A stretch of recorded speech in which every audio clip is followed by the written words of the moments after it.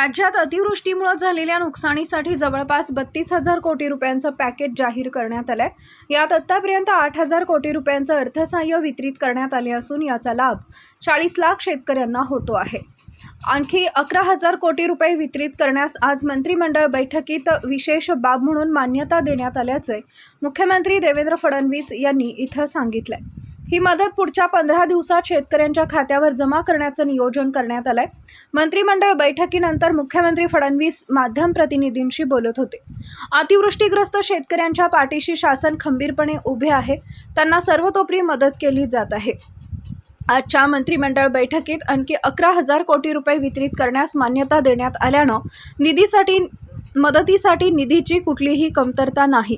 पुढील 15 दिवसात ही मदत अतिवृष्टीग्रस्त जिल्ह्यातील किमान 90% शेतकऱ्यांच्या खात्यावर जमा करण्याचे आदेश देण्यात आले।